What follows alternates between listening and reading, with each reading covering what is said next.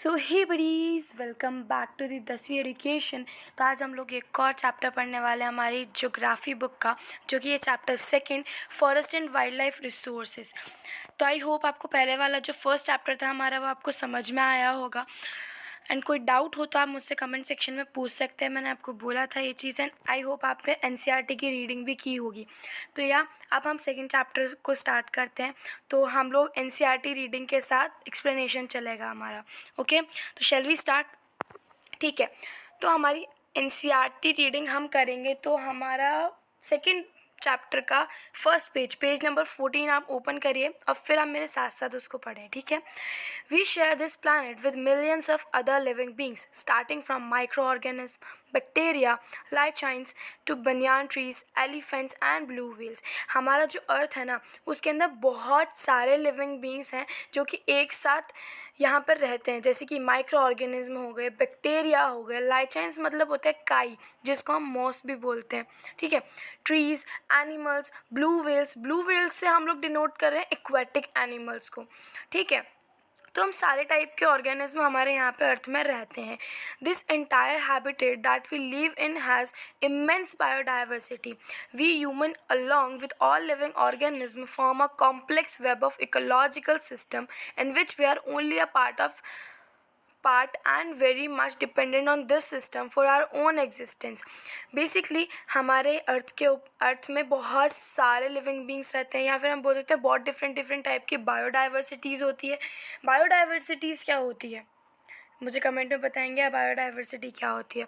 ठीक है। तो बहुत डिफरेंट टाइप्स के ऑर्गेनिज्म हमारे अर्थ पे रहते हैं, हम लोग सारे साथ में रहते हैं, चाहे वो एनिमल्स हों, बर्ड्स हों, बैक्टीरिया हों, ह्यूमन बींग्स हों, माइक्रो ऑर्गेनिज्म हों। ठीक है। ह्यूमन बींग्स जो होते हैं ना, वो सबसे ज़्यादा इम्पॉर्टेंट माने जाते हैं, और हम ये भी बोल सकते हैं कि सबसे ज़्यादा डिपेंडेंट ऑर्गेनिज्म जो होते हैं ना, वो ह्यूमन बींग होते हैं, क्योंकि ह्यूमन बींग्स हर चीज़ के लिए डिपेंडेंट है। अपने फूड के लिए वो प्लांट्स पे डिपेंडेंट है, वाटर पे वाटर पे डिपेंडेंट है, एयर प्रॉपर मतलब क्वालिटी की एयर हम लोग ब्रीथ कर सके उसके लिए माइक्रो ऑर्गेनिज्म पे वो डिपेंडेंट है। ठीक है। फॉरेस्ट पे वो डिपेंडेंट है, मतलब बहुत सारे इकोलॉजिकल सिस्टम्स जो होते हैं वो हमारी डिमांड्स को पूरी करते हैं। ठीक है। तो ये बेसिकली इसका इंट्रो है। ओके, तो आई होप आपको समझ में आ रहा होगा। ठीक है। तो क्या आपको पता है इंडिया जो है ना, वर्ल्ड का रिचेस्ट कंट्री है in terms of biological diversity. Even हमारे यहाँ बायोलॉजिकल डाइवर्सिटी के अलावा वैसे भी रिलीजियस डाइवर्सिटी भी बहुत सारी है। मतलब हमारे इंडिया के अंदर बहुत डिफरेंट रिलीजन्स फॉलो किए जाते हैं। कल्चरल डाइवर्सिटी हम जिसको बोल सकते हैं, बहुत डिफरेंट सॉर्ट ऑफ कल्चर्स हमारे इंडिया में फॉलो किए जाते हैं। तो हमारा इंडिया जो है ना, वो बायोलॉजिकल डाइवर्सिटी, कल्चरल डाइवर्सिटी, हर एक डाइवर्सिटी के अंदर रिचेस्ट माना जाता है। At present 10% of flora and 20% of mammals जो है हमारे थ्रेटनेड लिस्ट के अंदर है। यहाँ हम बोल सकते हैं एंडेंजर्ड है।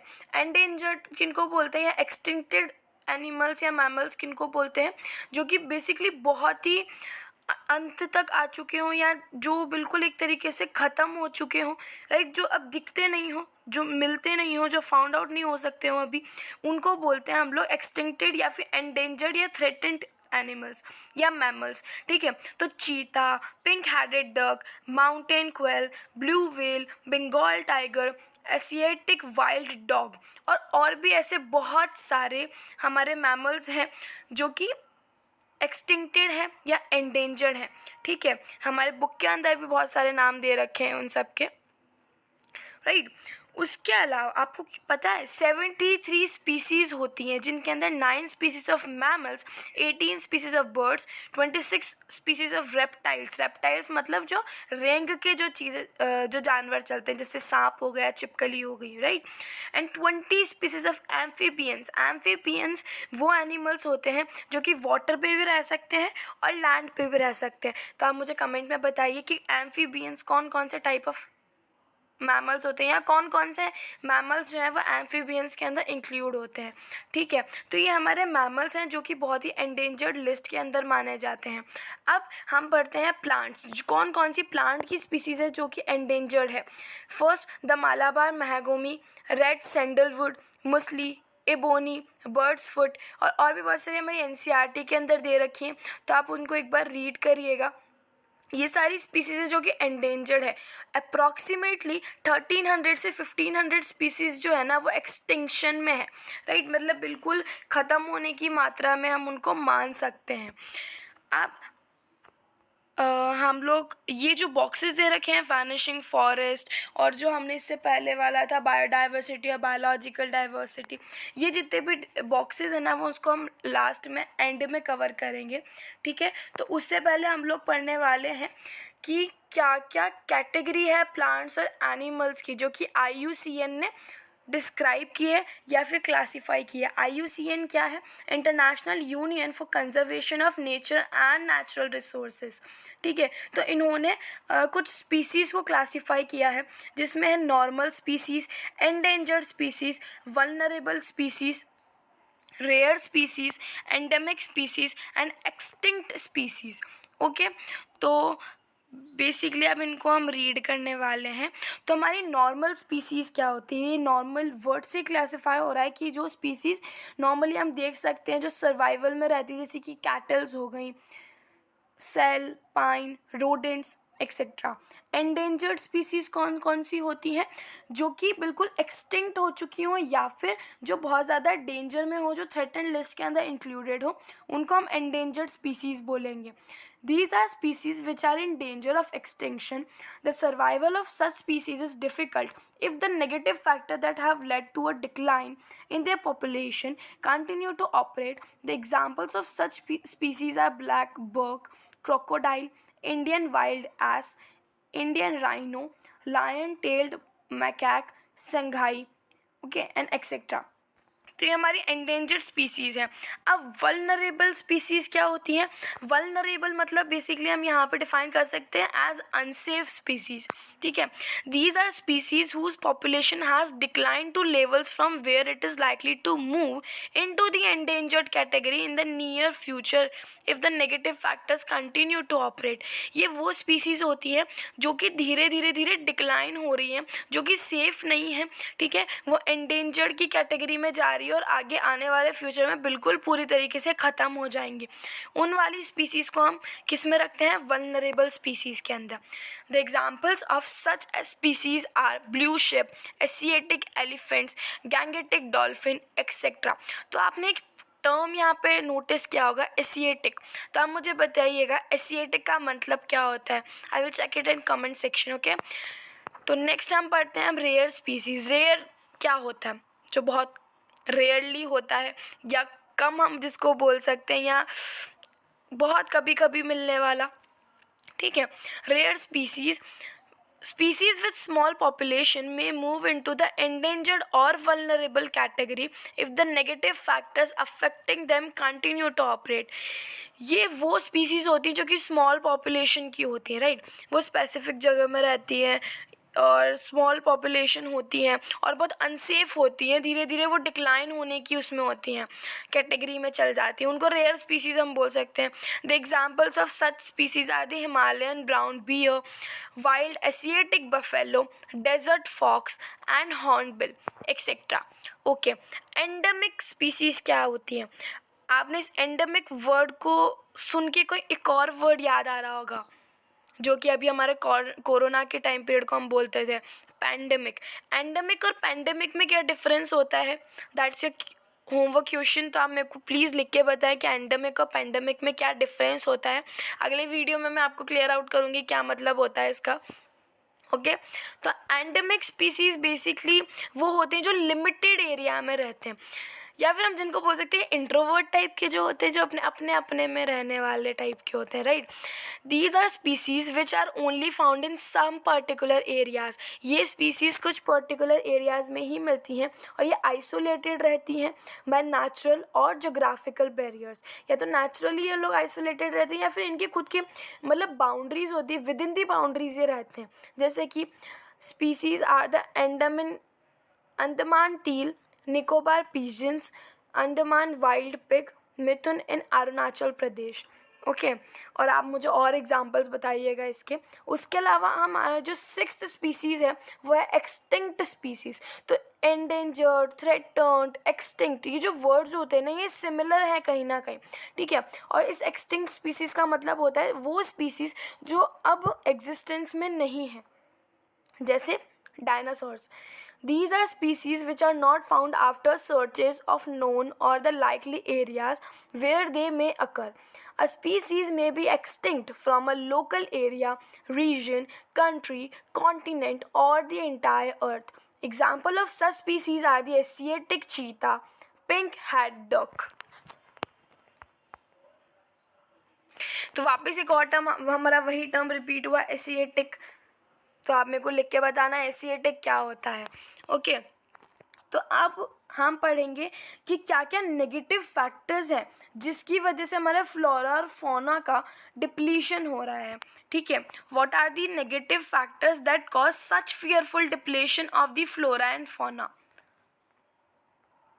So, if you look around, you will be able to find out how we have transformed nature into a resource obtaining directly and indirectly from the forest and wildlife. Basically, अगर हम ये देखें तो हमने हमारा जो natural area है या एनवायरनमेंट जो है हमारा, हमने उससे मतलब रिसोर्स बहुत ज़्यादा ऑब्टेन किए हैं, चाहे वो डायरेक्टली हो चाहे इनडायरेक्टली हो, हमारे फॉरेस्ट से या वाइल्ड लाइफ से, जैसे कि वुड हो गया, bags, leaves, rubber, medicines, dyes, food, fuel, fodder, manure, etc.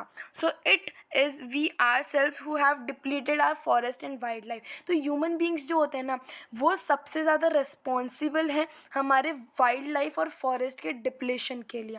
The greatest damage inflicted on Indian forest was during the colonial period due to the expansion of the railways, agriculture, commercial and scientific forestry and mining activities. तो सबसे ज़्यादा effect तो ना पहला हमारे human being से सबसे ज़्यादा इफ़ेक्ट डाला, और ये इफ़ेक्ट सबसे ज़्यादा कौन से पीरियड में पड़ा था? Colonial period. कॉलोनियल पीरियड कौन सा होता है? जब ब्रिटिशर्स हमारे यहाँ आके इंडिया पे रूल किए थे, राइट, उसको हम कॉलोनियल पीरियड बोलते हैं। तो ब्रिटिशर्स तो अपने बेनिफिट के लिए हमारे यहाँ डेवलपमेंट करते थे, तो वो एक्सपेंशन करते थे, जैसे रेलवेज़ बनाते थे वो, तो वो वुड्स को काटा करते थे। एग्रीकल्चर, तो वो जो हमारा फॉरेस्ट एरिया उसको हटा दिया करते थे, कमर्शियल वे में वो एग्रीकल्चर करना चाहते थे। साइंटिफिक फॉरेस्ट्री या माइनिंग एक्टिविटीज़ के लिए भी लार्ज एरिया चाहिए, लैंड चाहिए, राइट, तो उसके लिए वो लोग फॉरेस्ट हटा दिया करते थे। उसके अलावा इन सब चीज़ें पॉल्यूशन भी होता था। तो कहीं ना कहीं सारे डेवलपमेंट के थ्रू है ना हमारे एनवायरनमेंट पे या हमारे नेचर पे बहुत ही ज़्यादा नेगेटिव इफ़ेक्ट पड़ा है, राइट। तो हमारा जो फर्स्ट फैक्टर वो क्या है कि ह्यूमन बींग्स जो होते हैं वो सबसे ज़्यादा रिस्पॉन्सिबल होते हैं हमारे फ्लोरा और फौना या फिर हम बोले फॉरेस्ट और वाइल्ड लाइफ की डिप्लीशन के लिए, right. According to the record of forest survey of India 1951 से लेकर 1980 के बीच में 26,200 स्क्वायर किलोमीटर फॉरेस्ट एरिया जो था उसको कन्वर्ट करा गया था एग्रीकल्चरल लैंड के अंदर all over India, right. Basically यहाँ पे एक टर्म दे रखा है शिफ्टिंग कल्टीवेशन, जिसको हम जूम भी बोलते हैं, ठीक है। ये एक type of slash and burn agriculture है। तो आप मुझे बताना शिफ्टिंग कल्टीवेशन क्या होता है। जो भी मैं आपको क्वेश्चंस दे रही हूँ ना ये एक बेसिक टर्म्स हैं जो कि आपको पता होने चाहिए बेसिकली, राइट। इसलिए मैं आपको होमवर्क दे रही हूँ कि आप हाँ इनको पता करो, आप इसके बारे में स्टडी करो। ज़्यादा डीप डाउन जाने की ज़रूरत नहीं है, बट हाँ इनके बारे में पढ़ो और फिर क्लियर आउट करो इस सारे टॉपिक्स को, फिर आगे हम मुझसे पूछो कि हाँ कोई प्रॉब्लम है तो, ओके। तो यहाँ तक आई होप आपको क्लियर होगा। हमारा फर्स्ट फैक्टर यही था कि ह्यूमन बींग्स जो होते हैं वो रेस्पॉन्सिबल होते हैं हमारे डिफॉरेस्टेशन के लिए या फिर हम बोल सकते हैं डिप्लेशन के लिए, फॉरेस्ट एंड वाइल्ड लाइफ के लिए, ओके। तो large scale development projects have also contributed significantly to the loss of forest.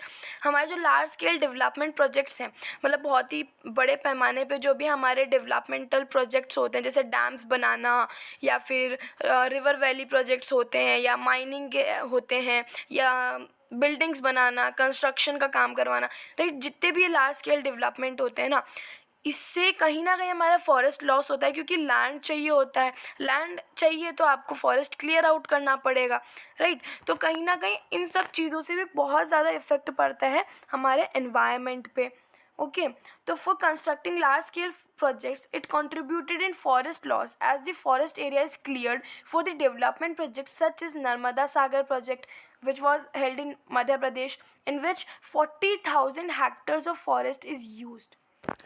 Right और भी बहुत सारे ऐसे हमारे एरियाज़ है जहाँ पे ना ऐसे डैम्स वगैरह बनाए गए हैं जिनके लिए फॉरेस्ट क्लियर हुए हैं.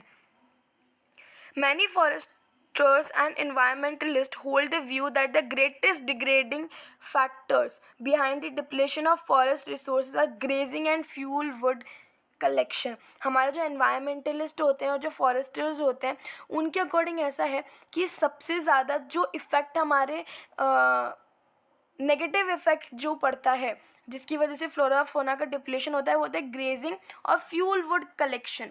Fuel fodder demand is fulfilled by looping the tree. Looping का मतलब होता है ट्रिम करना, ठीक है, rather than cut it down entirely. मतलब पूरी तरीके से उसको जड़ से नहीं काटते हम ट्री को लूपिंग के अंदर.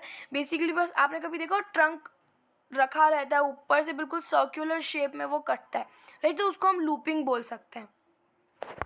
ओके तो हमारे क्या क्या नेगेटिव फैक्टर्स हमारे को पता चले. डिफॉरेस्टेशन, ह्यूमन बींग्स की activities, minings, grazing and fuel wood collection. उसके अलावा habitat destruction, hunting, poaching, over exploitation, environmental pollution, poisoning, forest fires. उसके अलावा unequal access and equitable consumption of resources. ये भी कहीं ना कहीं इन्वायरमेंट को डिस्ट्रक्ट करते हैं या डिस्ट्रॉय करते हैं और हमारी बायोडाइवर्सिटी जो है वो डिक्लाइन होती है इन सारे फैक्टर्स की वजह से. यहाँ पे एक टर्म दे रखा है पोचिंग, जिसका मतलब होता है जब आप एनिमल्स को इलीगली हंट करते हो ना तो उसको पोचिंग बोलते हैं. ओके तो यहाँ तक आई होप आपको क्लियर हुआ होगा. तो अब हम लोग डायरेक्टली चलते हैं conservation of forest and wild life in India. Okay तो कंजर्वेशन ऑफ फॉरेस्ट, कंजर्वेशन का क्या मतलब होता है? कंजर्वेशन का मतलब होता है टू प्रिजर्व और टू प्रोटेक्ट. तो हमारे इंडिया में वाइल्ड लाइफ और फॉरेस्ट को प्रोटेक्ट करने के लिए क्या क्या हुआ है या हमने क्या क्या किया है. To protect the wildlife and forest is the essential step for preserving ecological diversity and life support system. Life support system कौन कौन से हैं हमारे? वो हैं water, air, soil, right. It also preserves the genetic diversity of plants and animals for better growth of species and breeding. For example, in agriculture, we are still dependent on traditional crop varieties. Fisheries too are heavily dependent on the maintenance of aquatic biodiversity. In the 1960s and 1970s, conservationists demanded a national wildlife protection program. The Indian Wildlife Act was implemented in 1972.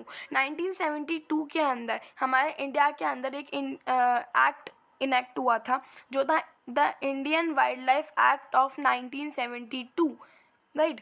And all India list of protected species was also published. Even आपको पता है इसके अलावा और भी बहुत सारे acts जो थे वो हमारे वाइल्ड लाइफ को प्रोटेक्ट करने के लिए या फॉरेस्ट को प्रोटेक्ट करने के लिए दिए गए हैं. एक मैं आपको लॉ के बारे में बताती हूँ. Section 31 of wild life protection act जो है ना उसके अकॉर्डिंग ऐसा है कि किसी को भी अलाउड नहीं है, किसी भी सेंचुरी में हम जाते हैं ना, जो वाइल्ड लाइफ सेंचुरीज होती हैं हम वहाँ जाते हैं तो हम वहाँ जाके वेपन्स नहीं लेके जा सकते, जो कि इलीगल माना जाता है. अगर आप बिना किसी परमिशन के या बिना किसी रिटर्न परमिशन के, जब वहाँ के चीफ वाइल्ड लाइफ वार्डन होते हैं उनकी बिना परमिशन के अगर आपने वेपन्स लेके गए तो वो इलीगल माना जाएगा. ये किस में लिखा हुआ है? Section 31 of wild life protection act. The thrust of the program was towards protecting the remaining population of certain endangered species by banning hunting, giving legal protection to their habitats, and restricting trade in wildlife. Subsequently, central and many state governments established national parks and wildlife sanctuaries, about which you have already studied. The central government also announced several projects for protecting specific animals which were gravely threatened, including the tiger, the one-horned rhinoceros, the Kashmir stag or hangul, 3 types of crocodiles, fresh water crocodile, salt water crocodile, and gharial, the Asiatic lion, and other. Most recently, the Indian elephant, black buck, chinkara,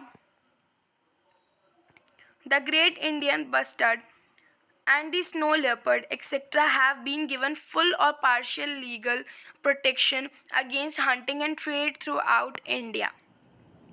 okay तो basically पता है बहुत सारे laws हमारे यहाँ पे enact हुए हैं ताकि हम लोग हमारे फॉरेस्ट और वाइल्ड लाइफ जो है ना उन सबको प्रोटेक्ट कर सकें. जैसे कि एक लॉ यहाँ बताया गया है 1972 का, the Indian wildlife protection act of 1972. ठीक है, उसके अलावा स्पेसिफिक स्पीसीज़ को प्रोटेक्ट करने के लिए भी बहुत सारे लॉज हमारे यहाँ दिए गए हैं. जैसे कि चीता को प्रोटेक्ट करने के लिए, यहाँ पे टाइगर्स को प्रोटेक्ट करने के लिए, कश्मीर स्टैग, हंगुल जिनको बोलते हैं उनको, इंडियन एलिफेंट के दांत की तस्करी होती है ना, राइट, वो इलीगल माना जाता है, तो उनकी स्पीसीज़ को भी प्रोटेक्ट करने के लिए डिफरेंट लॉज लाए गए हैं. ब्लैक बक को प्रोटेक्ट करने के लिए, स्नो लेपर्ड. और यहाँ पे आपको एक और नई इन्फॉर्मेशन मिली होगी कि क्रोकोडाइल्स भी 3 टाइप के होते हैं, एक fresh water crocodile, salt water crocodile और घड़ियाल्स. ओके, यहाँ पे एक प्रोजेक्ट टाइगर भी दे रखा है जो कि हम बाद में कवर करेंगे.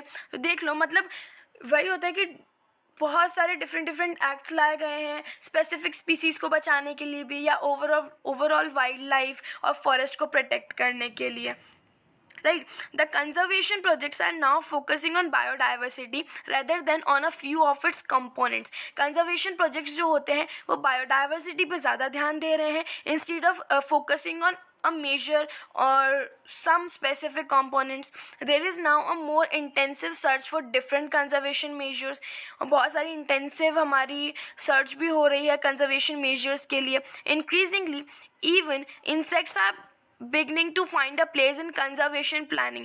इवन चलो प्लांट्स हैं, मैमल्स हैं, राइट, आप इनको प्रोटेक्ट कर रहे हो, उसके अलावा भी इंसेक्ट्स को भी डिफरेंट टाइप से कंजर्व किया जा रहा है, डिफरेंट टाइप से प्रोटेक्ट किया जा रहा है, उनके लिए भी कुछ ना कुछ नया किया जा रहा है. In the notification under wild life act of 1980 and 1986, several hundred butterflies, moths, beetles, and one dragonfly have been added to the list of protected species. In 1991, for the first time, plants were also added to the list, starting with 6 species. Okay, तो I hope आपको इतना समझ में आया होगा. तो हमारा next जो टॉपिक है, वैसे ये चैप्टर ना बहुत ही इजी है, बहुत ही छोटा चैप्टर है, ज्योग्राफी में कुछ इतना हार्ड होता नहीं है, राइट. तो हमारा जो अभी नेक्स्ट टॉपिक है वो है types and distribution of forest and wildlife resources. Even if we want to conserve our vast forest and wildlife resources, it is rather difficult to manage, control and regulate them. अगर हम लोग conserve करना चाहते हैं, protect करना चाहते हैं हमारे फॉरेस्ट को, वाइल्ड लाइफ रिसोर्सेज को, तो उसको मैनेज करना, कंट्रोल करना, रेगुलेट करना डिफ़िकल्ट इतना नहीं है, बट हाँ है. Okay, in India, much of its forest and wildlife resources are either owned or managed by the government through the forest department or other government departments. India के अंदर बहुत डिफरेंट टाइप्स के हमारे डिपार्टमेंट्स हैं जो कि फॉरेस्ट को, wild life को कंजर्व करने के लिए इनिशिएटिव्स लेते हैं, जो कि गवर्नमेंटल भी होते हैं, प्राइवेटली ओन्ड भी होते हैं, right. These are classified under the following categories. तो 3 टाइप के हमारे फॉरेस्ट डिपार्टमेंट हैं या फॉरेस्ट कंजर्वेशन डिपार्टमेंट्स हैं. Reserved forest, protected forest and unclassed forest. तो रिजर्व्ड फॉरेस्ट, रिजर्व्ड क्या होता है, रिलेट कर लो किसी वर्ड से, रिजर्वेशन से. Reserved, more than half of the total forest land has been declared reserved forest. More than half of the total forest जो है ना हमारा, उसको रिजर्व्ड फॉरेस्ट माना गया है. रिजर्व फॉरेस्ट वो होते हैं जो कि बहुत ही ज़्यादा वल्नरेबल होते हैं as far as the conservation of forest and wildlife resources are concerned. Protected forest, almost 1/3 of the total population area जो होता है वो हमारा प्रोटेक्टेड फॉरेस्ट है. As declared by the forest department, the forest land are protected from any further depletion. Basically हमारा जो protected forest होते हैं वो 1/3 ऑफ द टोटल फॉरेस्ट जो हमारा, उसको प्रोटेक्टेड फॉरेस्ट बोलते हैं हम लोग, ठीक है. जो कि हमारे फॉरेस्ट डिपार्टमेंट ने डिक्लेयर किया है। ये जो फॉरेस्ट होते हैं वो प्रोटेक्ट किए जाते हैं ताकि उनमें कोई भी फर्दर डिप्लेशन नहीं हो, आगे जाके कोई चीज़ एक्सटेंट ना हो, एंडेंजर्ड ना हो। Okay, unclassed forest. These are other forest and wastelands belonging to the both government and private individual and communities. ये वो हैं धोबी का कुत्ता, ना घर का ना घाट का, राइट मतलब ये गवर्नमेंट भी ओन करती है इसको, प्राइवेट भी ओन करती है इसको, कम्युनिटी भी ओन करती है। मतलब जो लोग चाहें वो इसके अंदर इंटरप्ट भी कर सकते हैं, इसके लिए कुछ अच्छा भी कर सकते हैं, राइट। तो वही है बस, मतलब ये इकलौता किसी का नहीं है। ओके, तो रिजर्व्ड एंड प्रोटेक्टेड फॉरेस्ट जो होते हैं उनको परमानेंट फॉरेस्ट ई स्टेट भी बोला जाता है। Maintained for the purpose of producing timber and other forest produce. ये बेसिकली रिजर्व्ड और प्रोटेक्टेड फॉरेस्ट के अंदर टिम्बर और हमारे जो दूसरे फॉरेस्ट प्रोड्यूस हैं, हम उनको उस पर्पज़ के लिए हम इसको मेंटेन करते हैं। And for protective reasons, Madhya Pradesh has the largest area under permanent forest. मतलब मध्य प्रदेश में सबसे ज़्यादा रिजर्व और प्रोटेक्टेड फॉरेस्ट पाए जाते हैं, constituting 75% of its total forest area. Jammu and Kashmir, Andhra Pradesh, Uttaranchal, Kerala, Tamil Nadu, West Bengal, Maharashtra, ये जितने भी हैं ना, इनके अंदर बहुत ज़्यादा लार्ज परसेंटेज है रिजर्व्ड फॉरेस्ट की। ठीक है, टोटल फॉरेस्ट एरिया में सबसे ज़्यादा इनकी रिजर्व फॉरेस्ट है। बिहार, हरियाणा, पंजाब, हिमाचल, उड़ीसा, राजस्थान के अंदर हमारे प्रोटेक्टेड फॉरेस्ट ज़्यादा हैं। ठीक है, और जितने भी नॉर्थ ईस्टर्न स्टेट्स हैं ना, जैसे कि गुजरात के पार्ट्स हो गए कुछ, जहाँ पे बहुत ज़्यादा हाई परसेंटेज के अंदर अनक्लास्ड फॉरेस्ट हैं जो कि लोकल कम्युनिटीज़ मैनेज करती हैं, राइट। तो community and conservation strategies are not new in our country. Conservation strategies जो है वो नई नहीं है हमारी कंट्री में। We often ignore that in India forest are also home to some of the traditional communities. Forest basically सिर्फ animals के लिए ही नहीं है, इवन कुछ कम्युनिटीज़ हैं हमारी जो फॉरेस्ट में ही रहती हैं, जो कि ट्राइबल कम्युनिटीज़ जो होती हैं, राइट, वो फॉरेस्ट के अंदर ही रहती हैं। In some areas of India, local communities are struggling to conserve these habitats along with government officials. Basically India के अंदर बहुत सारी लोकल कम्युनिटीज़ हैं जो कि स्ट्रगल कर रही हैं इन हैबिटेट्स को प्रिजर्व करने के लिए, कंजर्व करने के लिए, प्रोटेक्ट करने के लिए गवर्नमेंट ऑफिशियल्स के साथ साथ, recognising that only this will secure their own long term livelihood. ये बताते हुए या ये जानते हुए कि हाँ भाई, अगर वो अभी इन सब चीज़ों को प्रोटेक्ट करेंगे तो आगे जाके यही चीज़ें इनके ही फ्यूचर में काम आएंगी, right. In Sariska tiger reserve, Rajasthan villagers have fought against mining by citing the Wildlife Protection Act. In many areas, villagers themselves are protecting habitat and explicitly rejecting government involvement. The inhabitants of 5 villages in the Alwar district of Rajasthan have declared 1,200 hectares of forest as the Bhairodev Dhakav Sanctuary, declaring their own set of rules and regulations which do not allow hunting and are protecting the wildlife against any outside encroachments. The famous Chipko movement. तो चिपको movement तो आपने पढ़ा होगा, कुछ ना कुछ तो उसके बारे में आपने पढ़ा ही होगा। तो मैं चाहती हूँ एक बार आप चिपको मूवमेंट के बारे में जो भी जानते हो ना, थोड़ा सा भी, राइट, वो आप मुझे बताओ कि हाँ आप क्या क्या जानते हो चिपको मूवमेंट के बारे में। ठीक है, the famous Chipko movement in the Himalayans has not only successfully resisted deforestation in several areas but has also shown the community afforestation with indigenous species can be enormously successful. Basically Chipko movement में पता है क्या हुआ था कि कुछ लोग आए थे पेड़, एक छोटी सी स्टोरी के जैसे हम इसको पढ़ेंगे ना, कि कुछ लोग आए थे पेड़ काटने के लिए एक जंगल में। वहाँ के जो ट्राइबल्स थे, वहाँ के जो लोग थे, चाहे फीमेल्स हो मेल्स हो, सब उन पेड़ों के ऐसे सर्कल करके खड़े हो गए थे कि नहीं भाई हम इसको नहीं कटने देंगे। क्यों नहीं कटने देंगे?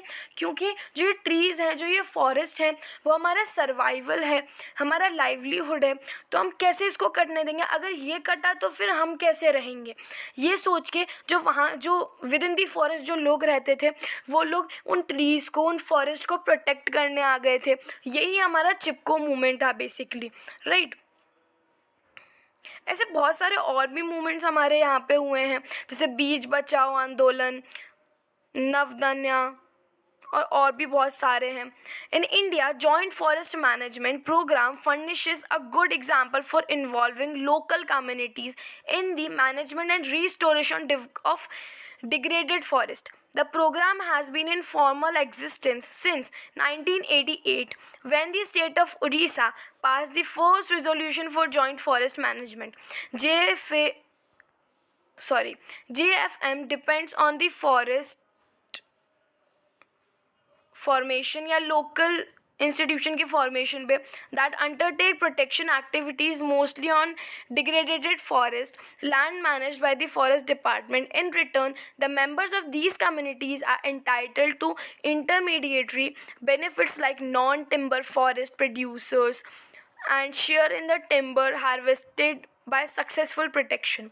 The clear lesson from the dynamics of both environmental degradation and reconstruction in India is that local communities everywhere have to be involved in some kind of natural resource management.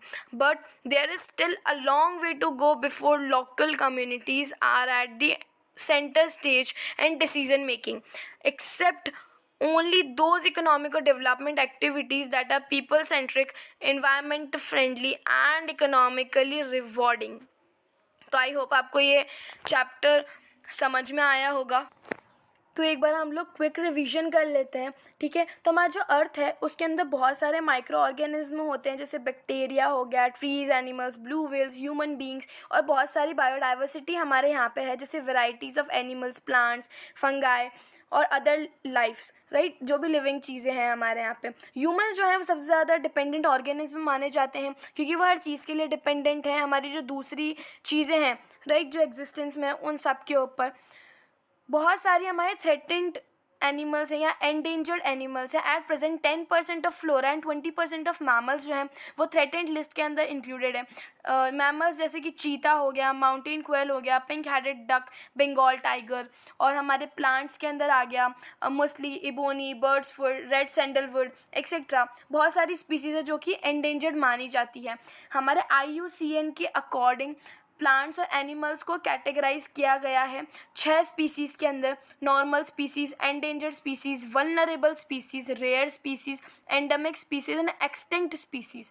ठीक है, बहुत सारे नेगेटिव फैक्टर्स भी हैं जो कि effect करते हैं, जिसकी वजह से हमारे फ्लोरा और फोना जो है वो डिप्लीट हो रहे हैं या डिप्लीशन में उनके ज़्यादा आगे वो हो रहा है, प्रोसेस हो रहा है. ठीक है, तो फर्स्ट हमारे जो नेगेटिव फैक्टर है वो है ह्यूमन बीइंग की एक्टिविटीज़ या ह्यूमन बीइंग खुद. ठीक है, क्योंकि उसने बहुत ज़्यादा हर चीज़ को रिसोर्स ऑब्टेनिंग बना दिया है, राइट. तो इस वजह से सबसे ज़्यादा नेगेटिव इफेक्ट ही हमारे ह्यूमन बीइंग्स कर रहे हैं, राइट. सेकेंड जो हमारा फैक्टर है वो डिफॉरेस्टेशन है. थर्ड माइनिंग हो गया. Fourth grazing and fuel wood collection हो गया, राइट. उसके अलावा हमारे हैबिटेट डिस्ट्रक्शन हो गया, hunting, over population, over exploitation, environmental pollution, unequal access और कंजप्शन ऑफ रिसोर्सेज, और भी बहुत सारे हमारे इफ़ेक्ट्स हैं या फैक्टर्स हैं जो कि नेगेटिवली इफ़ेक्ट कर रहे हैं हमारे नेचर को, वाइल्ड लाइफ को और फॉरेस्ट को. तो कंजर्वेशन के लिए, कंजर्वेशन मतलब प्रोटेक्शन होता है, तो उसके लिए हमारे इंडिया में बहुत सारी और भी चीज़ें करी गई हैं, जिसमें से एक एक्ट हमारे यहाँ बताया गया है जो कि है the Indian wildlife protection programme और एक्ट ऑफ 1972. इसके अलावा सेक्शन 31 ऑफ हमारा वाइल्ड लाइफ फॉरेस्ट वाला जो हमने पढ़ा था कि वेपन्स ले जाना अलाउड नहीं होता है. Okay, types and distribution of forest and wildlife resources. तो 3 टाइप के हमारे फॉरेस्ट डिपार्टमेंट्स होते हैं जो कि हमारे फॉरेस्ट का ध्यान रखते हैं. ठीक है, फर्स्ट रिजर्व फॉरेस्ट, जो कि बहुत ज़्यादा वैल्यूएबल होते हैं, उनको रिजर्व कर दिया जाता है, राइट. तो जो हमारे more than half of the total forest होता है उसको रिजर्व फॉरेस्ट माना गया है. प्रोटेक्टेड फॉरेस्ट, जिसको मतलब डिप्लीट होने से प्रोटेक्ट किया जाता है, तो हमारे 1/3 ऑफ द फॉरेस्ट को प्रोटेक्टेड फॉरेस्ट माना गया है. और अनक्लास्ड फॉरेस्ट, जो कि गवर्नमेंट, प्राइवेट और कम्युनिटी ओन्ड होता है, मतलब कोई एक स्पेसिफिक इंडिविजुअल उसका ओनर नहीं है, सब लोग उसको ओन करते हैं और सब लोग उस पर कुछ ना कुछ अपने हिसाब से कर सकते हैं. उसके डेवलपमेंट के लिए। ओके, रिजर्व्ड प्रोटेक्टेड फॉरेस्ट जो होते हैं उनको परमानेंट फॉरेस्ट इस्टेट भी हम बोलते हैं, जो कि टिम्बर और फॉरेस्ट प्रोड्यूस को उगाने के लिए ज़्यादा प्रोटेक्ट किया जाता है या उसको मेंटेन किया जाता है। ठीक है, बहुत सारे यहाँ पे डिफरेंट एरियाज़ के अंदर डिफरेंट डिफरेंट परमानेंट फॉरेस्ट हैं, जैसे कि कश्मीर, आंध्र प्रदेश, उत्तराखंड, केरला, तमिलनाडु, वेस्ट बंगाल, महाराष्ट्र वाले जो एरिया हैं वहाँ पे रिजर्व फॉरेस्ट ज़्यादा हैं। बिहार, हरियाणा, पंजाब, हिमाचल, उड़ीसा, राजस्थान के अंदर प्रोटेक्टेड एरियाज़ ज़्यादा हैं, और गुजरात वाले एरिया में हमारे अनक्लास फॉरेस्ट ज़्यादा हैं, राइट। उसके अलावा हमने यहाँ पे थोड़ा बहुत चिपको मूवमेंट के बारे में था। चिपको मूवमेंट और बीच बचाओ आंदोलन और ये नव दन्या, इन सब के बारे में इसलिए दे रखा है क्योंकि सब इन्वायरमेंट से रिलेटेड, तो इन्वायरमेंट से रिलेटेड क्या क्या मूवमेंट्स हुए हैं हमारे, उसके बारे में दे रखा है। ज़्यादा डीप इसके अंदर दे नहीं रखा है। तो यही था हमारा पूरा ओवरऑल इस चैप्टर के बारे में। आई होप आपको ये चैप्टर समझ में आया होगा, और अगर कोई भी डाउट हो तो प्लीज़ आप मुझे कमेंट सेक्शन में बताइएगा। और मैंने आपको जो जो क्वेश्चंस दिए हैं, जो भी अभी मैंने आपको चैप्टर के बीच में, इस वीडियो के बीच में जितनी भी मैंने आपको बोला था कि कमेंट में बताएं, तो please I will check it. So make sure you have to answer all that questions. Okay. So अब मैं आपके लिए एक नया नेक्स्ट चैप्टर लेके आऊँगी, तो तब तक स्टे ट्यून, बाय।